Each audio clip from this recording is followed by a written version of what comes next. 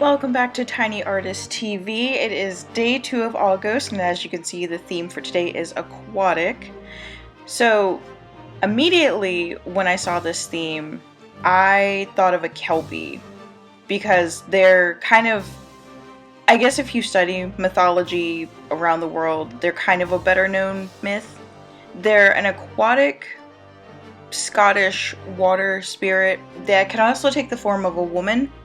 So for this one, I was thinking mixing together a bunch of different aquatic myths. That was the first one I thought of, but I also thought of water dragons, something in the vein of the river spirits from Spirited Away, and then just kind of incorporating some other aquatic features like piranha teeth, turtle beaks, mermaid fins, just the whole 9 yards.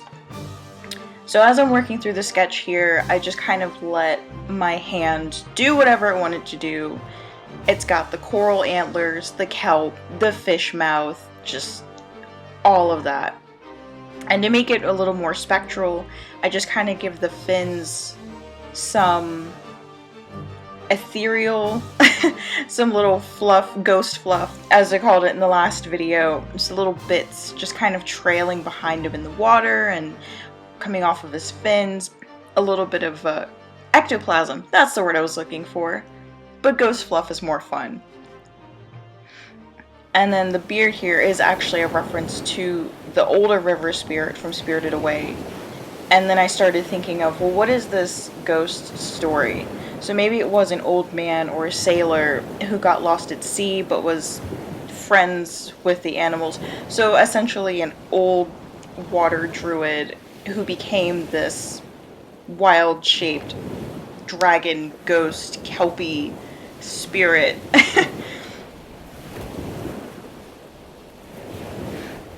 And just finishing out the sketch here. Working on all these little bits was just so fun, because I did have more of a plan for this. I knew kind of what color scheme I wanted to work with and what shape I wanted it to take, but it's still very organic and flowy in nature. And this is where I'm prepping the color. What I do for this is I set my line art to overlay so that I can still see the line art, but the colors come through more, and this either lets me put the details underneath the line art while still making it look like it's a piece of the color, or I do the base colors and then go over the finer details over top of the line art so that you don't end up seeing the line art at all. For this one, I ended up doing all of the colors and details underneath of the line art, with the exception of a few of the highlights that were done in a lighter color. And when you use a white or a black with this technique, it basically kind of negates the line art as a whole. For this one, I did want to do the details underneath because I wanted to keep, like with the last one, I wanted the line art to be at the forefront. And so all the little details that I put in with the wisps and the kelp and the eyes and teeth, to use the color to accentuate that, but not take away from the work that I had already put into creating all of these forms.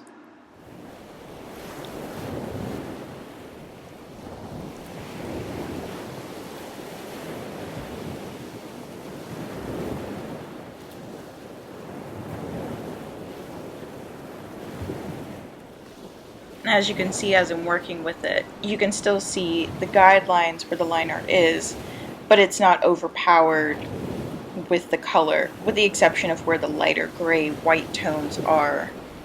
But that gives it more of a spectral feel.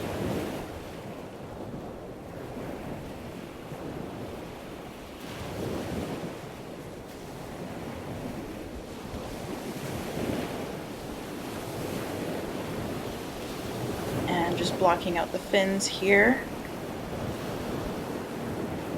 In the initial coloring, I realized that when I was doing the fins, usually when I do transparent areas, I'll leave the space negative and then go in with some light lines and then blend it to give it that thin, webby feeling. So I had to go back in and erase that and then redo it, which is an easy fix. But that's also a very easy technique to do when you're doing things like thin material bubbles, webbing, things of that nature. And adding the moss to the beard and just blending that to give it a little more kelpy feel to it. And then going into the horns and adding the shading to that. The inspiration for the horns was a mix of coral, the shape itself, and then the color I chose more of a driftwood. A lot of sea mythology, sea creatures have that sort of camouflage to entice victims or prey. And so I kind of went with that, 'cause even though in my head this was a jolly old sailor who ended up dying at sea, he still has to eat. And so he disguises himself by hiding among the seabed and among the coral, and then unfortunate victims come along and he gets his little snack for the day. The eyes were really fun to do. I don't know why, but I love doing these sunken, creepy eyes. I have a couple of other pieces that have the sunken eyes as well, and it's just, I don't know, something cool about it. I'll probably do more pieces with the sunken eyes as a through line for Aughost, because that's kind of a feature of ghost and ghostly creatures. And it's just an excuse to draw something that I like to draw. Blocking out the teeth and the gums in this section. I wanted to kind of give them not just piranha teeth, but like shark teeth, how they have rows of teeth. I don't know if it's quite as evident here, but the little white specks is supposed to be a second row of teeth behind the first row there. He did end up looking a little bit like an oni. The pieces on the side of the mouth were inspired by the fish that have the little side gills there. But I don't mind it. He's a ghost. He's supposed to be a little bit creepy, so the fact that he ends up looking like an oni just kind of plays into my mishmash mythology strategy for this piece.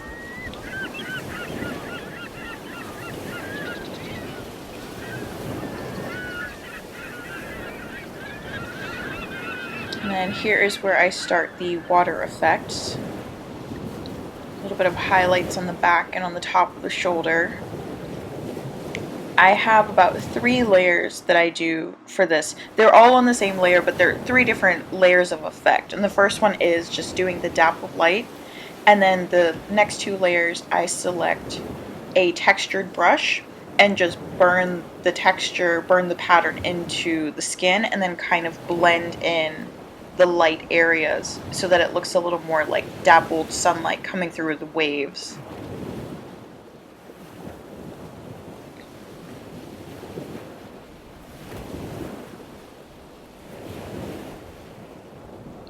Adding a little bit more of the ectoplasm.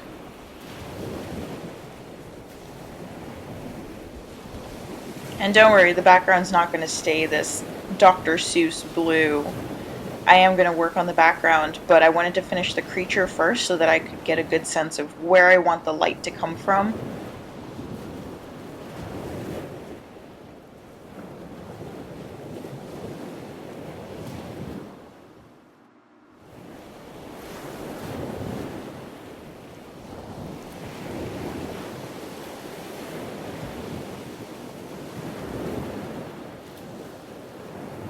And just adding a little more details to the scales and the hands, making them a little more bony, making the upper bone pop out a little bit by combining the soft airbrush tool and then blending the outer bits.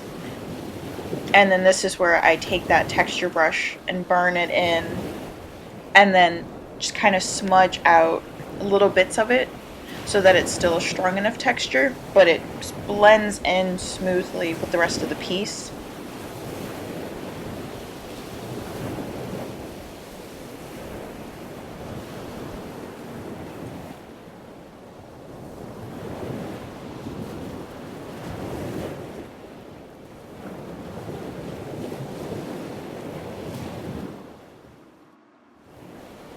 Just adding a few more highlights to the tail and the fins.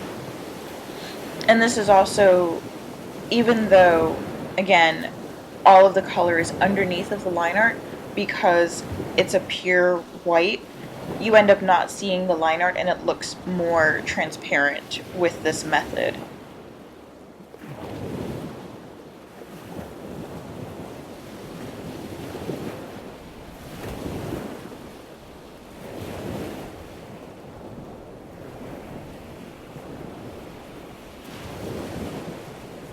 In hindsight, I probably could have zoomed in a little bit so it's easier to see what I'm doing, but it's a lot more of the same. Taking a little bit of paint, taking a little bit of blur. Here I do zoom in so you can see what I'm doing with the teeth. It's the same effect, but it's so that it gives the teeth some depth and some shine. And now I'm going to start working on the background. I'm taking a textured brush and just kind of going over, giving it a little bit of that underwater kelp seabed texture. And I decided I want this backlit so that the emphasis is on the creature. The creature's already centered and is very light, so the emphasis is already going to be on him. But to make it look more glowy without having to add an actual glow effect, I just darken the edges and then add a little shading behind the creature itself. And then I do add a little bit of glow to the orbs, the spirits that are around him. By darkening those, it actually makes them appear lighter than they are, and then adding the little bit of extra shading in the back. This layer here, I do have the upper light set on a different layer, set to overlay, so when I do overlay shading, I typically don't use black. I avoid using black if I can help it. The only thing that's black in here is the eyes and the line art. Everything else is a really dark blue. When you use colors for your overlay, for your shading, for your line art, it makes the other colors that you're working with just pop out more and feel more put together, more cohesive. For the highlights, I use a very soft paintbrush. Sometimes I'll combine the paintbrush and the airbrush. The paintbrush gives me a more solid focus for the orb, whereas the airbrush gives more of that diffused glow. And so I'll usually combine those techniques to make my fairy lights, spirits, fireflies, anything of that nature. Sometimes I use it for stars too, but I usually end up just using the firefly brush for the stars themselves. And just adding a little more darkness around the edges to kind of pull in some of that light that's coming towards the middle. Focusing more shadow underneath the body where the light isn't quite hitting, and then adding the highlights to the wetness of the kelp that's on his antlers there. Antlers? Horns. I guess they're antlers. Do sea creatures have antlers? Don't answer that.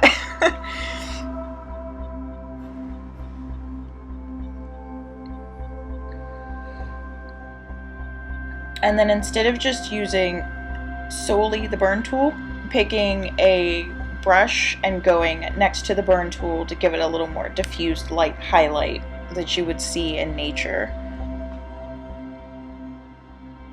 And this was my favorite part because, so in the last video I talked about things I wasn't a fan of, which would be like the feathers, the chains. I absolutely love drawing bubbles, any excuse to do bubbles and clouds and stars. Yes, so I was in heaven when I realized that I had forgotten to do this bit, and then I remembered, oh, I get to draw bubbles. So what I do with this is I take, again, a soft, and the reason I'm using a soft brush versus a hard brush is because I do want them to appear more in the forefront. How when things are closer to you, they're a little bit fuzzier, or when things are further, they may be a little bit fuzzier. I'll use a crisp bubble if they are in the same plane as the character, but for these ones, it's more of a background and foreground element. So I take a soft brush, and then I set my eraser to about 25 to 35%, and then just erase away the layers, and then I'll add the color back in to whatever it's reflecting. For this one, there's a lot of that blue-green, so I actually end up using that neon cyan that's in the spirit lights to kind of give it more of that ethereal underwater effect. I know I keep saying ethereal, but that's what ghosts are. They're otherworldly. I don't know what other word to use. So here I've got the airbrush where I'm using a little bit of that, and then I just blend it out to give it some of that smoother, bubbly texture. I do add a couple of harder bubbles into the background bubbles just to give it a little bit of variance in texture, and usually when things are smaller they are a little bit sharper. And then I go in and add just a little more detail to the tails and to the shading, just kind of pushing the value. And here I am signing it, and we are finished with day 2 of Aughost. I hope you enjoyed this video and picked up some helpful tips. Let me know what you think, and thank you for watching. Have a weird day.